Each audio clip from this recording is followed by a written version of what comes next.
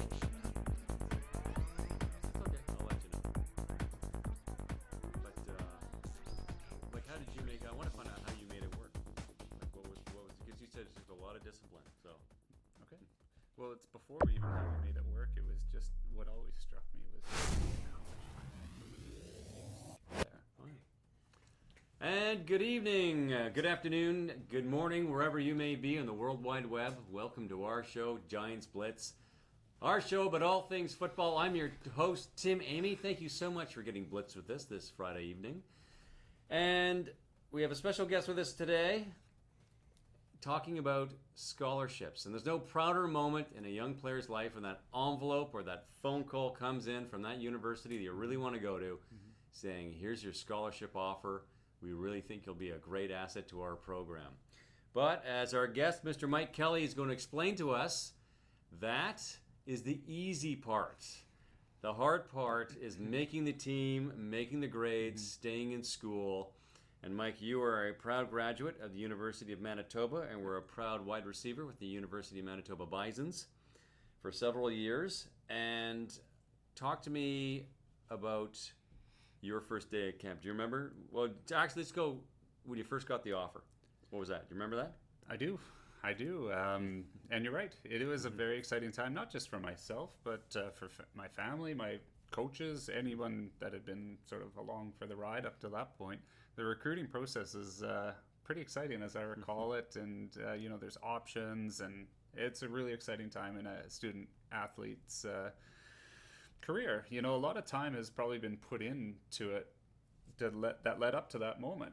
Sometimes camps and all the work you've done, training and all that led up to that moment, and then there it is. You've realized it. You feel like you've done it, and you're absolutely right. It's actually, you don't even realize it at that time. It's the hard work's just begun. Yeah. But you're part of that club, and if you're smart and if you're disciplined, you can stay there, and it is amazing. Okay. So. Now, your first day at camp. Do you remember it? What was it like? Yeah, it was a real eye-opener. So just to preface this, or to couch this so it's sort of understood, I wasn't coming straight out of high school. Right. So I wasn't 17 or 18. I was a little bit more mature. It was 20 years old, turning 21. So I had played a couple years of junior. Right. They had been successful. I was fortunate enough to have been invited, as we talked earlier in a segment, to the CFL Combine. So I was coming off a couple of all-Canadian seasons. There was a little bit of cachet to that. Being invited to the CFL Combine, I was like, okay, so I'm ready for the next challenge. And I got to camp, and it was unbelievable. It was certainly bigger than any other camp I'd ever been to. Coach Dobie was really aggressive and good at recruiting, so there was somewhere between, I can't remember exactly the number, but say around 90 to 100 players. Now, I was going to interrupt. Yeah. So is that 90 players total for the whole roster, or just trying to make the camp? No, make first year. Yeah, exactly. These are people that have been scholarshiped, like I was. But even with that offer, it's never truly guaranteed. It's an earned scholarship. So in other words, if you're a university coach and you're recruiting all across Western Canada, Eastern Canada, or all across Canada, you've likely maybe seen that player either live or just on film, had a few phone conversations. You don't really know as a university coach what all these 85 or 90 kids are truly like until you get together. So some of that scholarship offers and commitments are actually earned during that camp. And some of it is tagged to how much playing time, how many games you play, that sort of thing, travel roster, that kind of thing. Wow. So there's a lot of pressure at these camps. There's a lot of very good football players at these camps, and it was a struggle for me, actually. I think really, with all your experience with the Abbotsford Air Force and going to the CFL Combine, you still found it a struggle. It was a struggle mentally, and that's where some of the lessons that people say about sports, not just football, but sports in general, is it's 90% mental. And you have to be really strong and go through the process and work hard, and it got easier, but it was a little bit of a eye-opener. I think, although I had experience and I wasn't coming just fresh out of like a high school or community program at the time, I walked into very good football situations, so I hadn't really had to compete against 20 other receivers Right, to try okay. and get that coveted 1 or 2 spots. Right. I had been pretty good on my team and sort of early on earned that spot Right. pretty quickly and then just held it. Right. So it was quite a different experience. So that was just day one impression of like, okay, nothing is given. Even though you're scholarshiped, it's earned. Right. Everything's earned. Right. Now, touch on the mental. When you say it's 90% mental, give us an example. Give us an idea of what you're talking about. Okay, good question. So when I say mental, I just don't mean mental toughness or mental side of it, meaning I'm a smart player or something. Right. The you have to really grow yourself mentally to be able to handle everything that's required of you in university. And what's required of you is a full commitment, full get up very early in the morning, so therefore not have been out late the night before. Get up early in the morning, get a workout, get good nutrition, make sure your studies are in order, and make sure your time management skills have allowed you time to do the things you need to do to keep your scholarship, the schoolwork, the working out, all that sort of stuff. Now, maintaining a good grade average. Do they help you with some of that scheduling? Do they sit down and say, here's the schedule you should follow? Do they give you like a framework what to go with? Because a 17-year-old kid's not going to know how to handle all that, right? And certainly that's part of their recruiting process. When they're recruiting you, they're hoping, they're meeting with you, engaging what their needs are, because they want you to be successful. They're only successful if the athlete is successful. Right.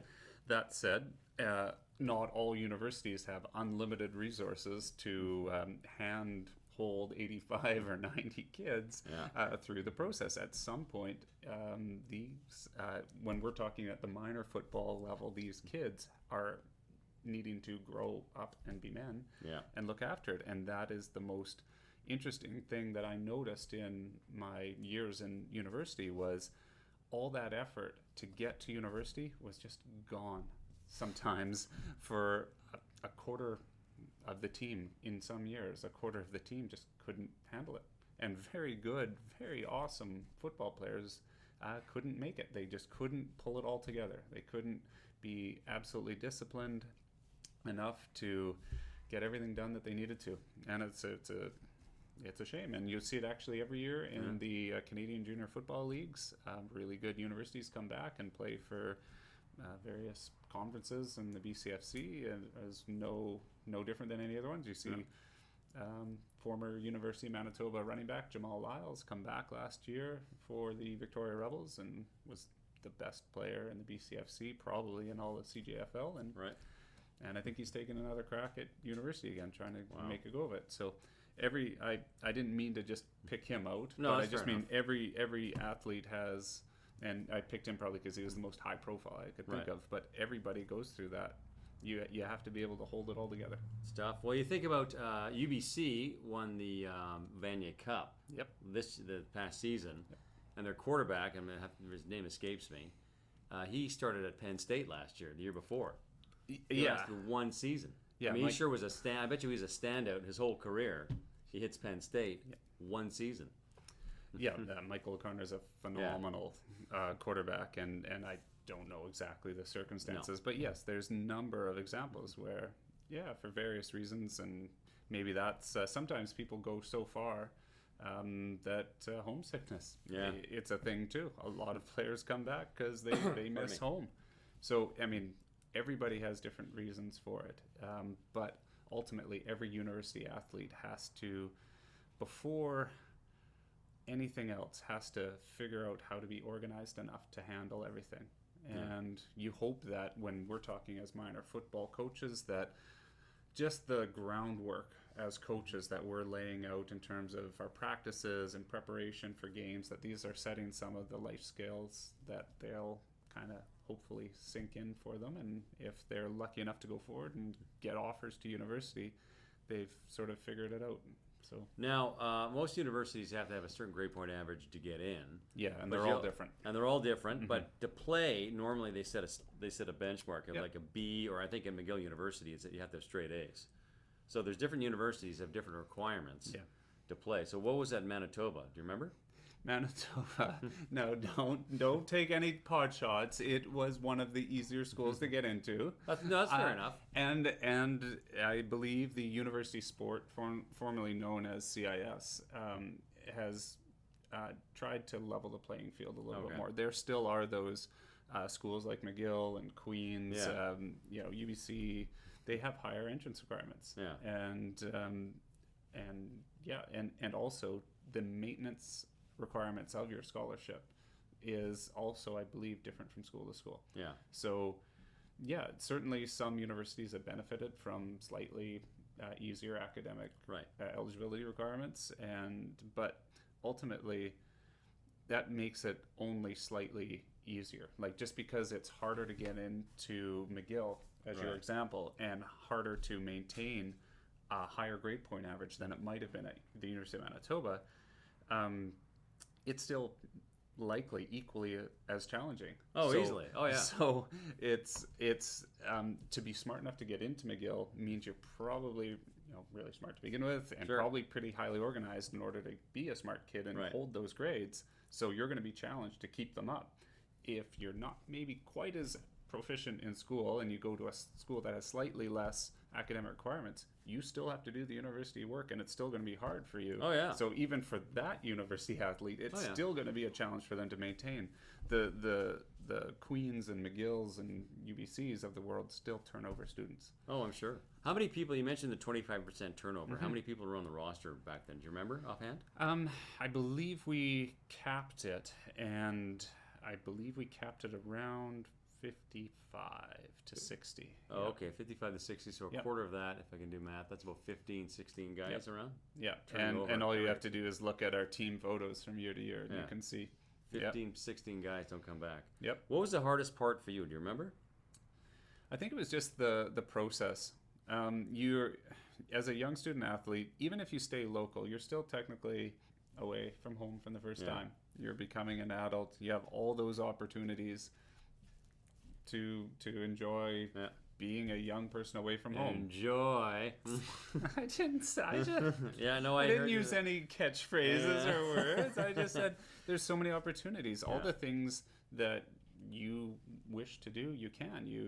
You're usually, a university is a little city unto itself. There's lots going on every single night. There's different things to do, and it's distracting. It is, and it you have to be enormously disciplined. In fact, a lot of schools have recognized that it was a problem, so much so that they made it into sort of, they called it the process, and you had to fall in love with the process, because if you didn't fall in love with getting up early in the morning and working out and watching your diet and doing the work that you had to do in school, if you didn't love that and make it part of your mantra, your mindset, the grind, and I'm doing this, and I'm gonna, that's the mental part of it, making your brain so in love with doing the hard work that really honestly isn't that fun, but you grow your strength and your power from loving the process and thinking, I'm gonna outwork everybody else. And that's how I'm gonna be successful and get hungry and want it so much. Now, you're a Chilliwack boy, right? Yep. You grew up here, and you went to the University of Manitoba in Manitoba, which is like a flat, cold prairie. It and is. Long, snowy winters, mosquito-ridden summers. I lived in Saskatoon, so I have an idea. Yeah, I'm sorry. What was the... Saskatoon was a nice town. Offhand. Culture shock. Was there a bit of a culture shock for you? Yep, there was. Especially the first year. I remember some hilarious examples of a BC kid in a Manitoba winter for the first time, and there was lots of culture shock. There is a different mentality in the prairies, and there's actually a difference in style and plays of football because of that mentality. We noticed that as BC athletes, there was a number of us from BC playing on the University of Manitoba at that time. And there was a different prairie mentality as it revolves around football, and you probably picked up on a bit of that if you were living in Saskatchewan or Saskatoon specifically. Football's a little bit different out there than it might be out here. So there was some culture shock. We definitely missed seeing green grass and mountains, and kind of gave our teammates a lot of ribbing for it. Yeah, the Manitoba winter was tough. I didn't have a block heater in my car before. Oh, really? Got one of there you those.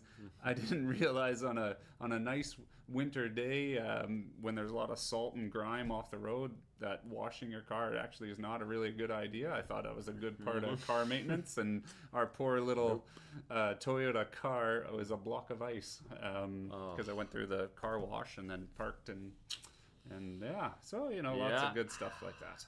Now, was there any point, because obviously the first year is going to be the hardest one. That first 6 months at university is always the hardest. Well, it's the biggest adjustment period. Yeah. Hardness is a hard thing to quantify because as you get into it, things actually, get harder too. Yeah. The first 6 months is probably the most difficult as an adjustment. But as you break into a team and get more responsibilities on the team, things get harder in that respect too. Does it ever get any easier? Did it ever get any easier for you? It finally did. Yeah. Everything kind of clicked. My third year, it may have coincided with also getting married at that point to my wife Teresa, but everything kind of clicked. I think everything kind of came together. It was my third year of university at that point, and I knew what to expect. I think on the family side of things. Life had mellowed out, and the game became easier. Things slowed down. As a wide-eyed new person to the team, the game was moving a little too fast for me. Right. I think mentally I had adjusted to that, and I had my best season in that third year. So even coming from the Air Force, it was CIS is that much faster. Yep. Wow. And it still is. Even though I will say the quality of football, in my opinion, of the university sport, formerly called CIS, and say the BCFC Junior Conference, the quality of football is amazing. It's much, much higher in the BCFC. Those athletes are still in for a big surprise when they get to university. Wow. Well, it does make sense, though. I mean, a junior team is probably made up of a collection of the better players every year from high school, and they stay and they get older and bigger, faster, stronger, and other really good players go, and so any junior team is going to be made up of very good football players. But then think about how few actually get a chance to be one of those on a university team. So they're just next level. They're bigger, faster, stronger, and then CFL's another level, and NFL's another level into itself. Yeah, exactly. Amazing. Okay, so was it all worth it? Oh yeah. No, when I came back Mm-hmm. from the University of Manitoba, I felt that I had some success finally. It took till getting to that third year to do it. And when I came back, I really wanted to share not just what I felt that our student athletes needed in terms of what I could do to help them on the football field in our sport, but some of the mistakes I made, I felt like, well, I've made them. No sense any of you repeating those mistakes. Let me tell you, here's my story. Here's all the mistakes I made. If I had a do-over, we're talking 12 things I would want to do differently. Do you remember the 12 things? Yes. Okay. Do you want to share any? Can you share any of them? It's a PG-13 show, so I'm just no. I mean, no. These are simple. They're embarrassing only in the sense of like, yes, you should go see your guidance counselor, and you should know exactly what courses you're taking, and exactly which ones are required for your program. Don't make assumptions. Just because it has a history name doesn't mean that's the history course you need. So, you can spend 3 months and the amount of money it costs for that course, taking that course, putting all that effort in, and find out after, hey, that didn't apply to your degree. Way to waste your time. So, or maybe there's some specialized training you need. Yes, you should have specialized training. Yes, you should have a proper nutrition program. Yes, all these points of just not interest, but points of things you don't think about. Yeah, because you don't go through that in high school, right? Yeah. And how to mentally prepare for a training camp. Yeah. I realized after my third or fourth one, that's how you conduct yourself, and especially being new, where impressions are made early and fast. How to conduct yourself, how to handle yourself, how to interact with the leadership group of the football team, how to interact with your coaches. What are they really looking for you? Right.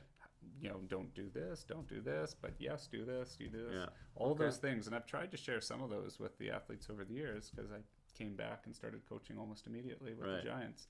Tried to share some of that. So, yeah, there is a lot to it, and many pitfalls along the way. Yeah. I'm reading a really good book right now, and I didn't bring it in, but it's Kareem Abdul-Jabbar, the legendary NBA Hall of Famer, and his friendship with his university coach at UCLA, John Wooden. And Wooden was a fascinating man who had the 6 pillars of success, which is corporate CEOs use this. Yep. And the first thing he said to Kareem Abdul when he was Lou Alcindor, before he converted to Islam, he looked at him, he sat him down in his office, he goes, you know what, I'm looking at your transcripts, and I think you'd be a really good asset to our program. Didn't say a word about basketball. Right. Because Kareem had he wanted to go to, I think, Columbia, St. John's. Oh gosh, Michigan, UCLA was one of them because he heard about Coach Wooden or whatever, and all the other ones are, oh, look how great the facilities are, we think they're really good. Oh, the college co-eds, and oh, look at the keggers and all this kind of stuff. And John Wooden sat him down, looked him straight in the eye, goes, I really like your marks. You have really good marks. I think you can work out here. And it's 50 years. I got mine at the library, so when I finish reading in a couple of days, you can go pick it up. But it's just the mentality of going in there, and they had a junior team, and then they had to make the varsity team. So you're a freshman, you didn't even make the varsity team. And everything he ran them through, man, it was life lessons, and he kept it forever. What's the biggest lesson you took from university? Yeah, I'll pick up on that story. That's a great story, and that is what the university experience is. We can't forget that you're at a university. Yeah. It's an institution of higher learning. Yes, you're there supplementing your university with the sport that you happen to be really good at, and that university is helping you develop and going to probably give you money to help with your schooling, but it all starts with it's a school. Yeah. And so the biggest lesson, or if I had to share anything, was you are student athletes. Yeah. And don't lose that. Do your homework, go to class. Well, yeah, yes. I mean, develop all parts of your game. So if you're too much an athlete and you don't spend enough time in the weight room, or you don't spend enough time conditioning or maintaining your body, or you don't have the right nutrition, you're not going to be a good student athlete. Right. If you spend too much time bench pressing and protein shakes and don't do your school, you're not going to be a good student athlete. So the big lesson is you're growing as an individual. Grow all parts of you equally, and understand that time management is the biggest thing that you need to learn. Yeah, and that's a life lesson we'll carry through life. I got a friend in town. We're going to wrap up in a minute. He's from the States, and he went to a huge basketball college in the U.S. Didn't play. Smart guy, got straight A's, and he got on as a TA for third or fourth year. And of course, the university basketball program brings millions of dollars in. Yeah. So he had to grade papers from some of these players, and he goes, "These guys are functionally illiterate." And he goes, he's turning to the prof. He goes, "I can't pass. This isn't acceptable. Like this is not even high school." Yeah. The prof's like, "Forget it. We need the bat. He's a player." Well, you're pass him. You're touching on a real difference between NCAA Division I schools and the lower levels of NCAA and the NAIA conference or U Sport. Yeah. Those are more. You're here to learn. You're here. Yeah, you're a student athlete. But it's just heartbreaking because what an opportunity. As a gifted athlete, and it should be that it's a responsibility. And if you want to play basketball, you got to get the marks. And it's the opposite, and it's really heartbreaking. So it's good to hear your story. No problem. Okay, we're gonna wrap up. Thank you very much, Mr. Mike Kelly. Pleasure as always. Thank you for coming up, getting Blitz with us. And next week, I'm on holidays. Do we know what we're going to do, Wayne? We haven't decided. It's going to be a surprise. Wayne's going to host. Slide over. I'll take it. You know what? I'll take the golden mic. Honestly, you could do it. Honestly, sitting here with you, this isn't the third time we've been on together. And I honestly think you missed your calling. You could have done broadcasting. You could be doing Friday Night Football on TSN. I'm being serious. You're really good. You're that good. You're that good. No, it's true. I'm not being honest. He's that good. Let's cut to you, Tim. Okay. All right. So next week, thank you for getting blitzed. We're gonna have somebody on somewhere. Let's thank our executive producers, Mr. Wayne Biorgi, Tom Caverly, our social media empress extraordinaire, Ms. Jillian Fraser, and of course, our technical producer, Mr. Tim Maston. Thank you so much for getting blitzed. I'm your host, Tim Amy. See you in a few weeks.